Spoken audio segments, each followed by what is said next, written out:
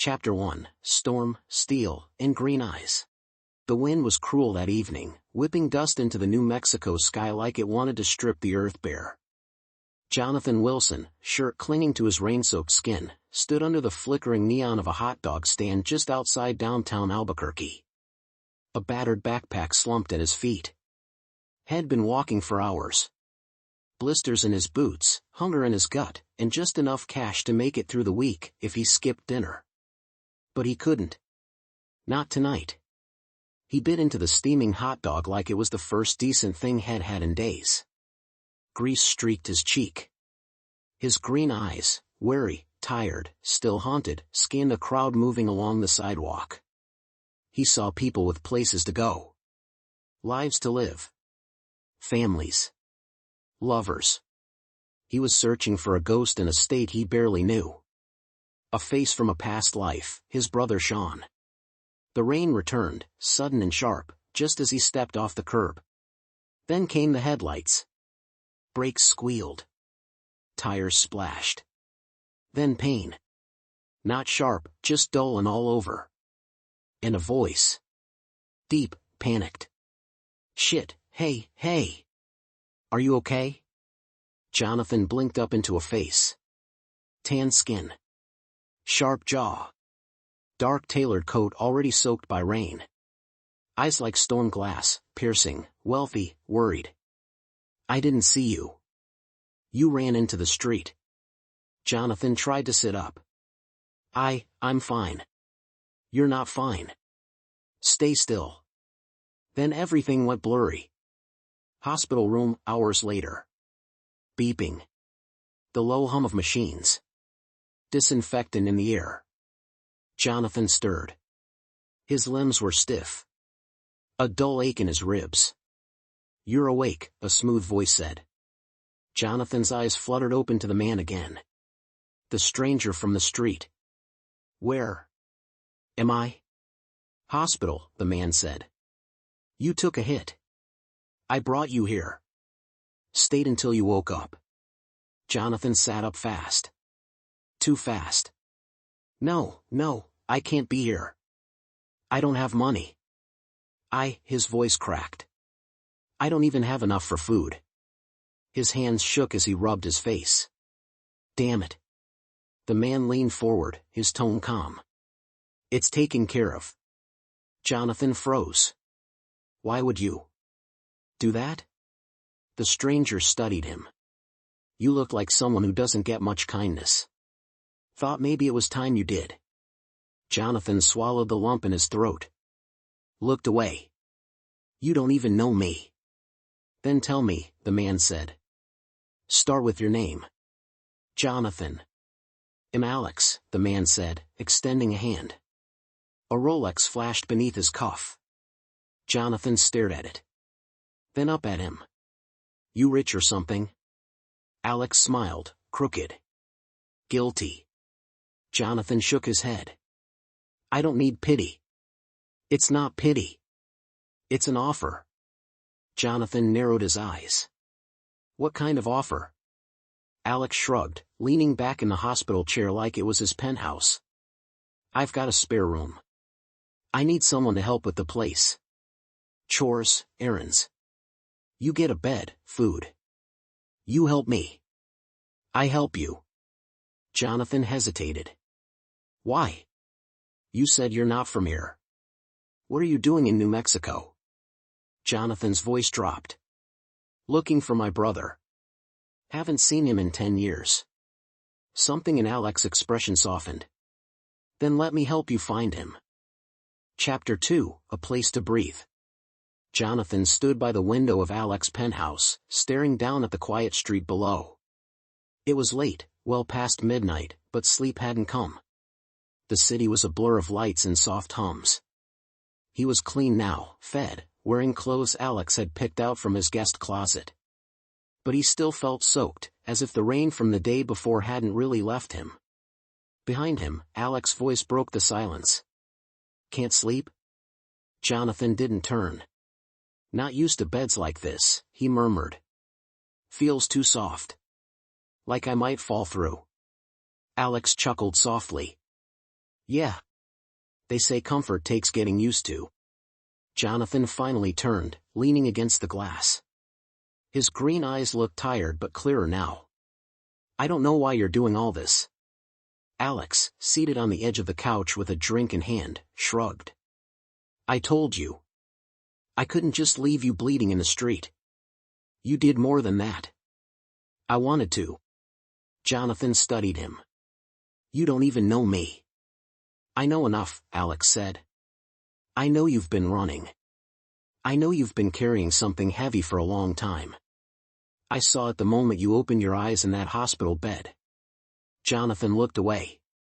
You're good at seeing things. I'm good at recognizing loneliness, Alex said. Used to be mine too. Still is sometimes. That quiet admission cracked something open.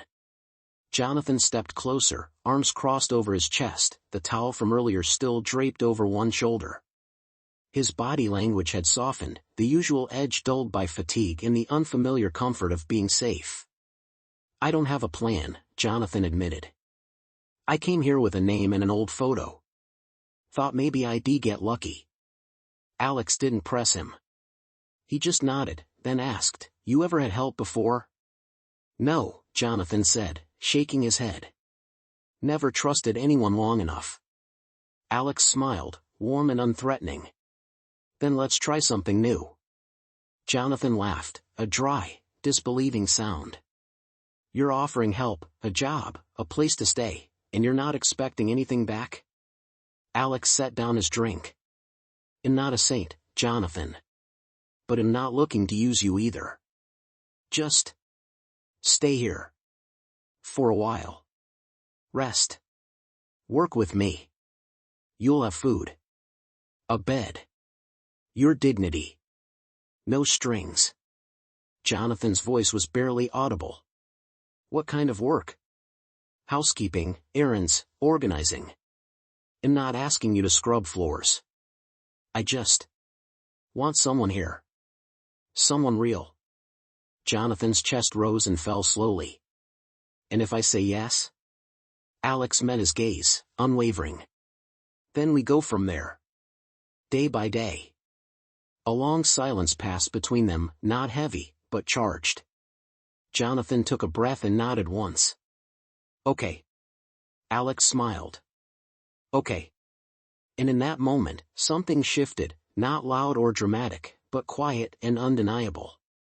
Two strangers, bound by timing, need, and something more they couldn't name yet. Something beginning. Chapter 3, Close Quarters. Jonathan folded the last of the towels with practiced hands, a rhythm already forming in the quiet apartment. Alex had left a list of small chores for the day, dishes, laundry, organizing the spare closet. Nothing demeaning. Just enough to keep Jonathan moving, grounded. The penthouse was sleek and modern, but Jonathan brought a softness to it. A presence. There were now neatly folded dish towels where chaos once ruled. Dishes sparkled. The place smelled faintly of citrus cleaner and warm cotton. Mid-morning, Alex stepped into the living room, stretching in a white t-shirt and gym shorts, hair still damp from a run. You didn't have to finish everything in one go, he said, walking over to grab water from the fridge. Jonathan shrugged. I like working with my hands. Keeps my mind busy. Alex leaned on the counter, watching him. You're fast. Efficient too. Jonathan grinned, wiping his hands with a cloth. Years on the road'll teach you how to do a lot with very little. Alex hesitated, then walked over with something folded in his hand. Here. Some clean boxers. You can take a proper shower whenever you're ready. Jonathan blinked, caught off guard. He took the boxers slowly, soft fabric, expensive feel. Thanks. Alex paused, something unreadable flickering in his eyes. They might be a little loose on you, but you've earned better than motel clothes. Jonathan gave a small nod, fingers brushing Alex's hand as he took them. The contact lingered just long enough to stir something electric in the space between them. Later, Jonathan heard the sound of the shower running down the hall. He wasn't trying to look, really, he wasn't, but the door was slightly ajar, steam curling from inside. And then he caught a glimpse. Alex. Naked from the back. Muscular, but not in a gym-polished way, strong, natural, effortless. Water glided down the defined line of his spine, over broad shoulders, tapering into the sculpted dip of his waist. His hand moved through his hair, pushing it back. Relaxed. Unaware. Jonathan froze. Something low and slow twisted in his stomach. Hunger? Curiosity? Something darker, deeper. He looked away before he could shame himself further. But the image burned in his mind like a photograph burned into the inside of his eyelids. When Alex returned, towel wrapped around his waist, Jonathan was already folding laundry, pretending nothing had shifted. But something had. That night, they ate leftovers in silence. Not awkward, just thick with energy. Words left unspoken. Glances stolen. Hands brushing when they reached for the same spoon. Nothing overt, but everything charged. Do you ever miss it? Jonathan asked quietly. Alex looked up. Miss what? Connection. Real. Closeness. Alex studied him for a beat. Every damn day. Jonathan nodded slowly, gaze dropping to his food. Me too. Outside, the city slept. Inside, two men drifted closer, still strangers, but no longer just that. Something was beginning to smolder. And neither of them dared name it yet. Chapter 4, Beneath the Surface. The morning started quiet. Jonathan had woken before sunrise, old habits die hard, and wandered into the kitchen barefoot. He brewed a pot of coffee, unfamiliar with half the buttons on Alex's expensive machine, but managing anyway. The smell filled the penthouse like a promise. Alex shuffled in minutes later, shirtless, hair still messy from sleep. His plaid pajama pants hung low on his hips. He paused when he saw Jonathan, then smiled, slow, soft, and not fully awake. You always this domestic? Alex asked, voice husky with morning. Jonathan poured him a mug. Only when I'm pretending I've got a normal life. Alex took the mug, fingers brushing Jonathan's again.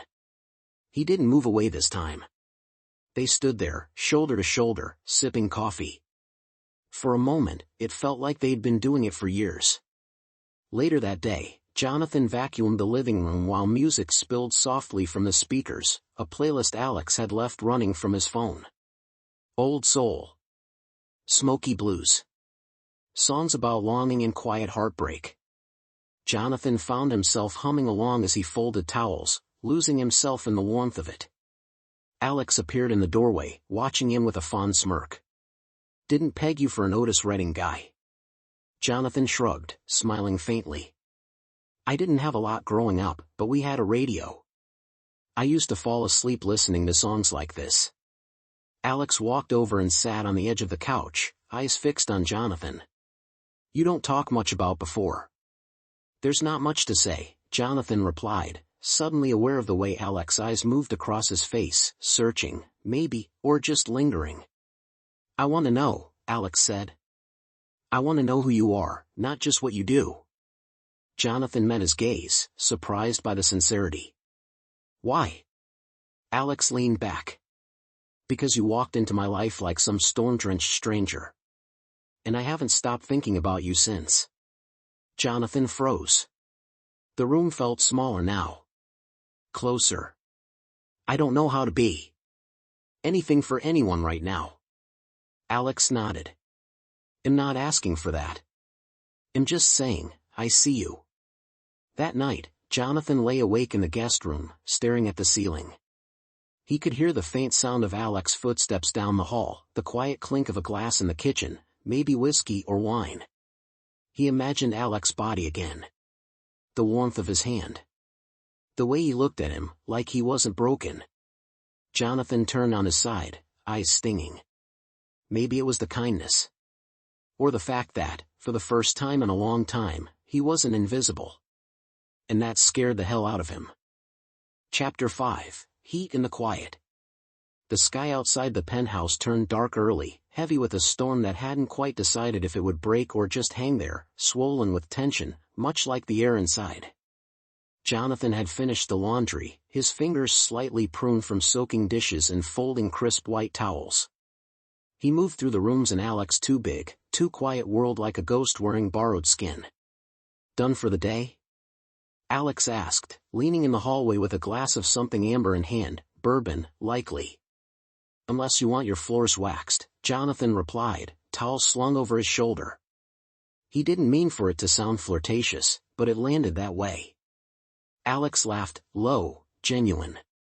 Tempting, but no. He walked closer, and for a moment they stood across from each other with no furniture between them. Jonathan felt the heat before Alex even spoke again. "You really don't have any clothes that fit," Alex said, eyes drifting down to the way Jonathan's shirt hung loose over his lean frame. "Hold on." He returned with a pair of boxer briefs and a fitted tee. "Try these. They're clean. You'll drown in half my wardrobe, but these might work." Jonathan hesitated. "You want me to change here?" Alex tilted his head, half teasing, half challenging. "You shy all of a sudden?" Jonathan's crooked smile returned, the one that showed only on one side of his face when he didn't want to give away too much. "Fine." He stripped off the oversized joggers he'd been wearing. "Shirt next." His body, lean and marked by the road, stood there in the low apartment light. Scars. Toned muscle from labor, not vanity. A man built to survive. Alex didn't move. His mouth parted slightly. Jonathan saw it. He stepped into the clean clothes, the boxer briefs fitting snug against his hips, the tee hugging his frame. He looked up. "You staring?" Alex took a sip of bourbon, eyes never leaving him. "Maybe. You're not exactly subtle." Alex's voice lowered. "Neither are you." The silence stretched. Not awkward. Just thick. Charged. Jonathan's heart beat louder than the thunder outside. "Thanks for the clothes," Jonathan said, voice a little hoarse now. Alex nodded, his jaw working slightly, like he wanted to say more but didn't trust himself. "You're welcome." Jonathan left the room, walking slowly, knowing Alex's eyes followed every step. And Alex? Alex didn't stop him. But he didn't stop thinking about the way Jonathan's shoulders moved either. Or how the storm outside finally cracked, echoing the one they were both starting to lose control of. Chapter 6, Whiskey, Wounds, and One Clean Fork. It was past midnight. Rain tapped the windows like it was trying to get in on their secrets. Alex stood in the kitchen in nothing but sweatpants, pouring 2 fingers of bourbon into 2 mismatched mugs. Jonathan sat on the counter, legs dangling, hair still damp from his shower. Alex had insisted he clean up after a long day. Jonathan had insisted Alex stop being such a damn CEO about everything. That led to shots. And that led to this. "You know," Jonathan slurred slightly, staring into his mug, "this bourbon tastes like a business degree." Alex laughed, leaning on the counter next to him. "What does that even mean?" "It's smooth, expensive, and makes me feel like I don't belong in the room." Alex paused. Then softened. "You belong. Even if you drink it like it's apple juice." Jonathan grinned. "I grew up on gas station coffee and regrets. My stomach is built different." They clinked mugs, the sound dull and off-key. "Tell me something stupid," Jonathan said suddenly. "Not tragic. Not deep. Just something dumb." Alex thought for a beat. "Okay. I once walked into a board meeting with my fly down and didn't notice until the CFO passed me a sticky note that just said freedom." Jonathan choked on his drink, nearly falling off the counter. "I'm serious," Alex laughed, catching his arm. "Freedom. Underlined twice." Jonathan wheezed, gripping Alex's shoulder as he stabilized himself. Their faces were suddenly too close. Too real. His fingers lingered. Warm skin, solid and steady. Alex didn't move. Neither did Jonathan. For a second, there was nothing but their breath and the sound of rain tapping like a metronome behind them. Then Jonathan blinked. "I think I touched your nipple." "You did," Alex said calmly. "It's fine." He's shy but friendly. That broke it. Jonathan doubled over in laughter, face flushed with heat and embarrassment. Alex smiled, eyes softening. "You've got a great laugh." Jonathan looked at him then, really looked. "Thanks," he said quietly. "No one tells me that." Well, they should. The moment stretched again, now tender, not teasing. And underneath it, something raw was coiling tighter between them. But instead of kissing him, instead of pushing the fire, Alex reached past him, plucked a single fork from the sink, and said, "You missed a spot." Jonathan groaned. "You're the worst." Alex smirked. "But I have bourbon and boxer briefs. So I win." They stayed up a little longer. Talking. Not touching. Not yet. But both of them knew something had shifted. Something was coming. And for once, neither one of them was in a rush to stop it. Chapter 7, The Drawer. The morning light cut softly through the penthouse's tall windows, golden and forgiving. Jonathan had settled into the rhythm of things, doing dishes, folding clothes, making the bed just how Alex liked it. He wasn't used to stability, but something about having a space, a purpose, even if temporary, had started to feel comforting. At 10 a.m., his phone buzzed with a message from Alex. "Be ready by 3. We're shopping. You need clothes that don't look like they belong to a teenager who lost a bet." Jonathan laughed, alone in the kitchen, wearing the infamous oversized boxer shorts and an old t-shirt Alex had tossed him days ago. "Asshole," he muttered fondly. Cleaning up became his distraction. Laundry folded. Kitchen scrubbed. Then the bedroom. He moved with purpose, until he tried to clean the nightstand. Alex's drawer had been slightly open. Not wide, just enough to tempt. Jonathan hesitated. Curiosity was a bitch. Inside, a few pens, a luxury watch, some receipts. And at the back, a small black velvet box. He didn't open it. Didn't dare. But he saw it. And quickly closed the drawer, heartbeat louder than reason. Later that afternoon, Jonathan waited by the elevator in borrowed sneakers and his last clean shirt. When Alex stepped out of his office in a crisp blazer, his eyes trailed down to Jonathan's clothes and lips curved. "You clean up." "Okay." Still tragic, but salvageable.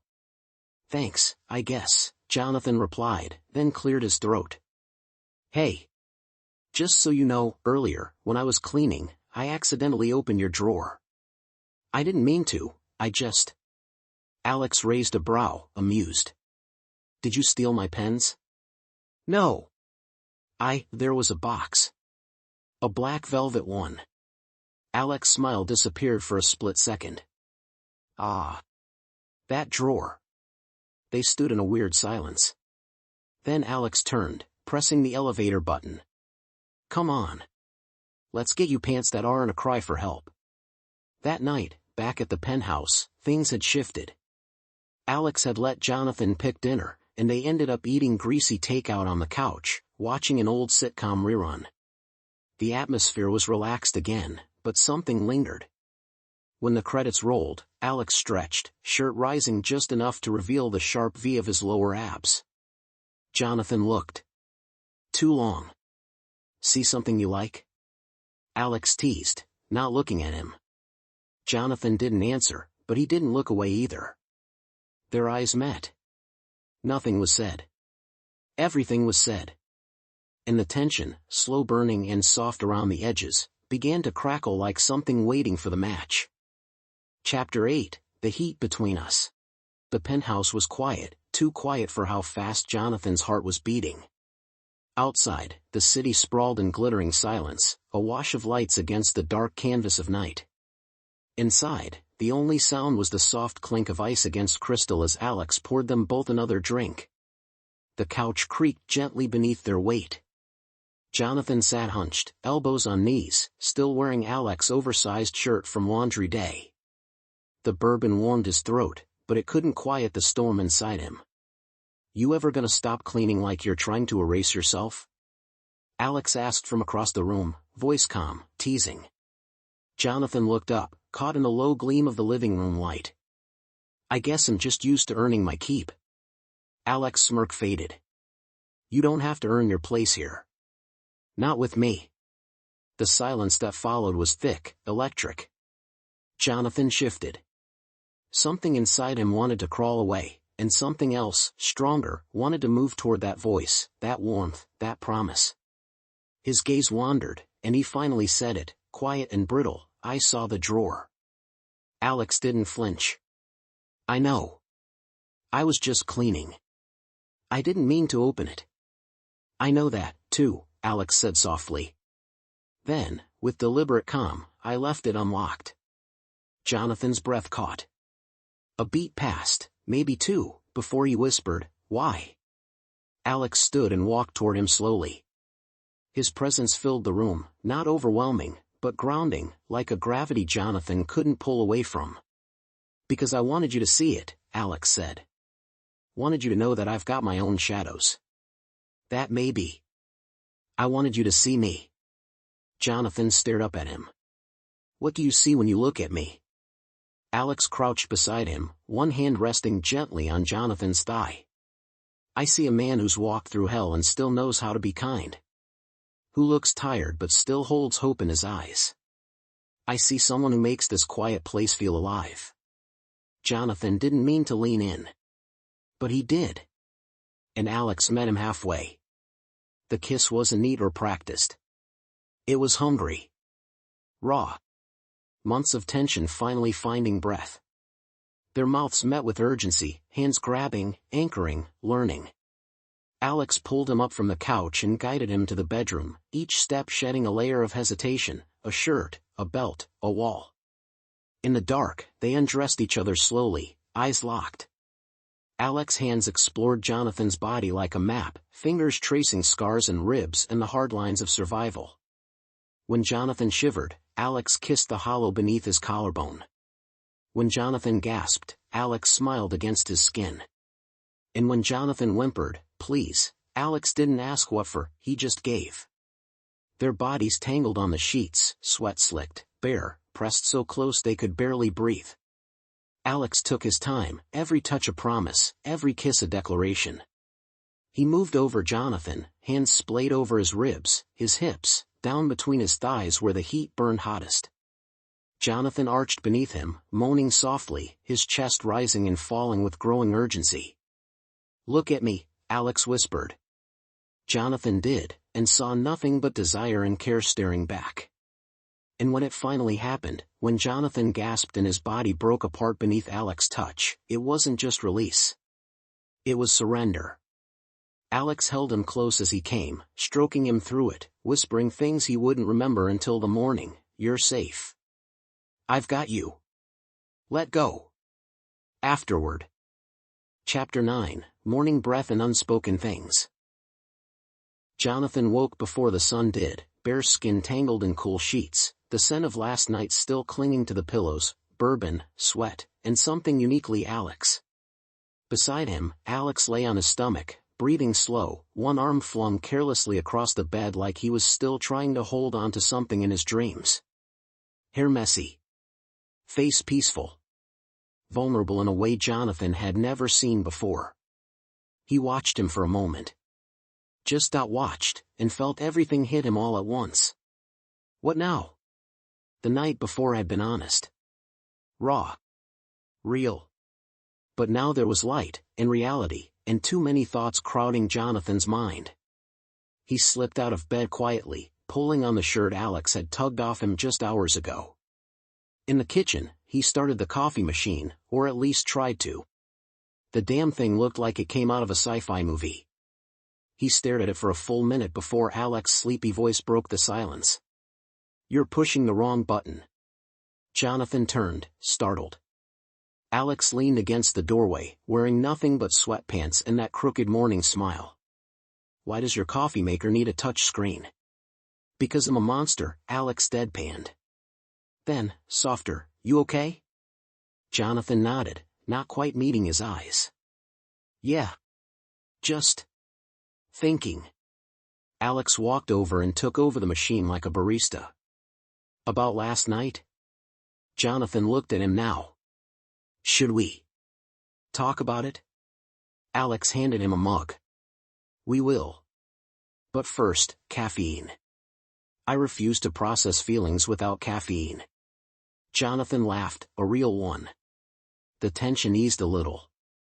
They sat by the window, coffee mugs in hand, the city slowly coming alive beneath them. A comfortable silence stretched between them, until Jonathan broke it. I'm not used to this. What, sex? Alex teased, raising an eyebrow. Jonathan rolled his eyes. No. I mean kindness. Safety. Waking up next to someone without wanting to run. Alex's teasing melted away. He reached across the table and rested his hand over Jonathan's. You don't have to run. Not from me. Jonathan swallowed. But I'm still leaving eventually. Once I find my brother. I know.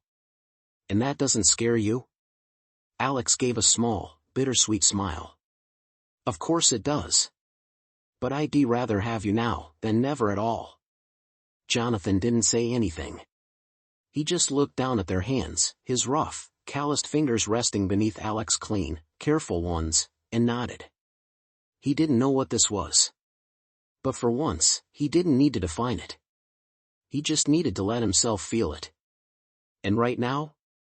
He felt safe. Chapter 10, Letters, Promises, in the Space Between. The letter arrived on a Thursday morning, thick envelope, no return address. Just Jonathan's name written in bold, block letters. He found it on the kitchen counter, right next to the steaming coffee Alex always made him now, like a quiet ritual neither of them acknowledged. He picked it up slowly, feeling the weight of it. His heart started to pound. He didn't open it right away. Instead, he waited for Alex to come back from the gym, sweat still glistening on his skin, hair a mess, that usual brightness in his eyes dimmed when he saw Jonathan's face. What is it? Alex asked, dropping his bag by the door. Jonathan held up the envelope. Alex didn't press him. He just sat beside him on the couch, thigh to thigh, presence solid and grounding. When Jonathan finally tore the seal and pulled out the papers, his hands shook. The words blurred at first. But then they became clear. Sean. California. Married. 2 sons. A good job. A happy life. He read the whole thing in silence. Then again. And then the tears came, quiet, bitter, not quite sadness and not quite relief. Just release. Alex stayed beside him through all of it. No questions. Just his hand gently rubbing Jonathan's back like a silent promise, I'm here. Eventually, Jonathan spoke. He's okay, he said, voice cracking. He's alive. He's not on the streets. He's not lost. That's good, right? Alex asked gently. Jonathan nodded, wiped his eyes with the heel of his palm. It's more than I ever hoped for. They sat in silence again, the city humming faintly outside the tall glass windows, sunlight slanting into the living room like a quiet blessing. Then Jonathan turned to him, eyes still glassy, but voice steady. I need you to know something, he said. The 2 of us. We survived this.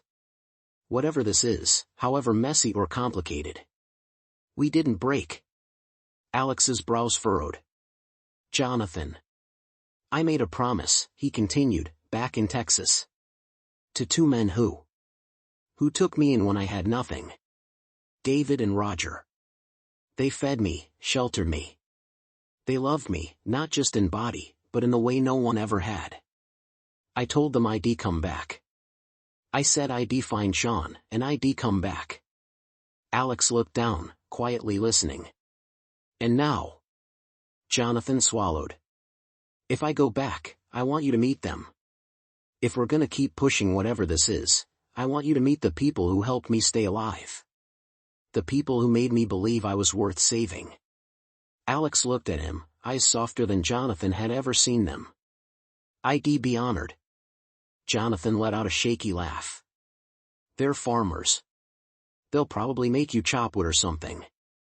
I've been in corporate America for 10 years. I can handle rough. Jonathan wiped away one last tear, then leaned in and kissed him, slow, deep, grateful.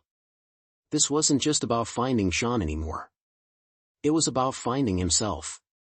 And maybe, just maybe, building something real with the man who saw him, all of him, and stayed.